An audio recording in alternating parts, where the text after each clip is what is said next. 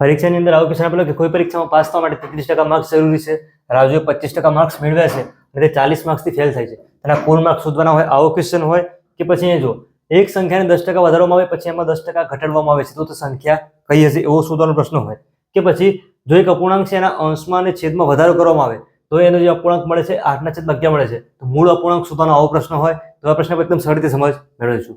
નમસ્તે મિત્રો, સ્વાગત છે તમારું યુટ્યુબ ચેનલ આઈકોનિક ફંડામેન્ટલમાં। આજના વિડીયોની અંદર આપણે ટકાવારીના કેટલાક અલગ અલગ પ્રશ્નો સમજીશું। ક્વેશ્ચન એક છે કે કોઈ પરીક્ષામાં પાસ થવા માટે 33% માર્ક્સ જરૂરી છે, તો જરૂરી કેટલા માર્ક્સ છે તો 33% માર્ક્સ એને જોઈએ છે।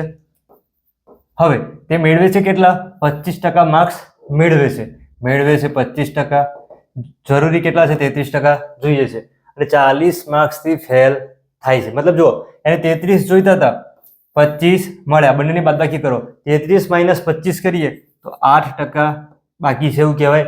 તો એને માર્ક્સ કેટલા ખૂટે છે તો 40 ખૂટે છે, 40 માર્ક્સ ઓછા મળે છે ફેલ પાસ થવામાં। તો કુલ માર્ક્સ શોધવાના હોય જો અહીંયા 8% એ 40 માર્ક કહેવાય તો 100 એ કેટલા કેવી રીતે આવી ફરી જો 33% માર્ક્સ જરૂરી છે, મેળવે છે અને 25%।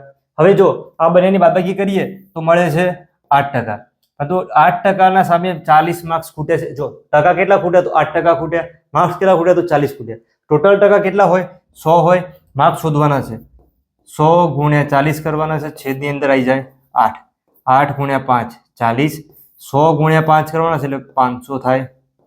ઓપ્શન જુઓ, ઓપ્શન બી, આ શું થઈ ગયું આન્સર। આવી રીતે આગળ બીજો ક્વેશ્ચન જોઈએ।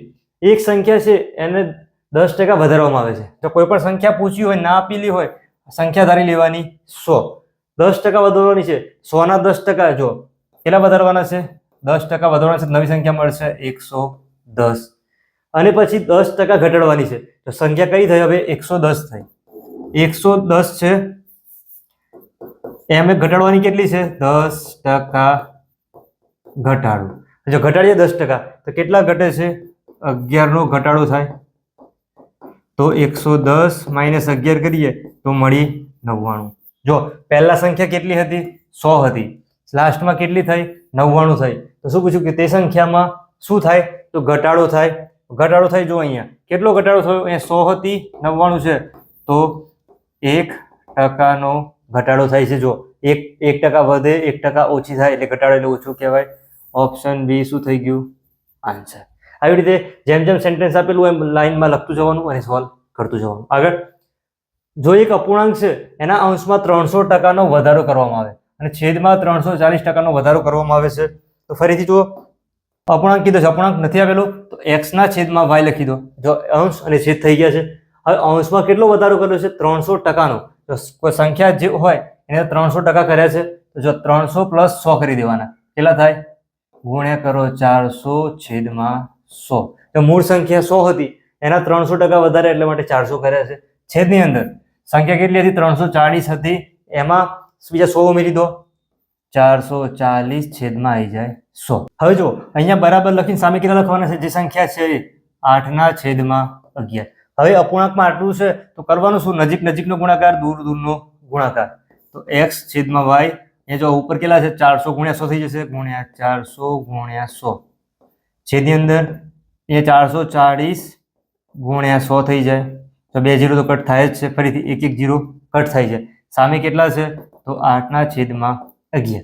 હવે જો 440 અને અહીંયા 44 છે, સોરી 40 અને 44 છે તો અહીંયા જો 5 થી ભાગ ચાલે છે અથવા 4 થી, 4 દાન 40 થાય ને 11 ચોક 44 થાય 10 ને અહીંયા 11। હવે x ના છેદમાં y બરાબર આ સામે મોકલીએ તો 8/11 તો હતા, ગુણાકાર થઈ જશે 11 ઉપર જશે અને 8 આ જે 10 છે એ નીચે આવશે, 11 11 કરતા શું થયું જો 10/11 છે સામે મોકલીએ, છેદમાં છે સામે જાય તો અંશમાં જાય, અંશવાળું સામે જાય તો છેદમાં જાય।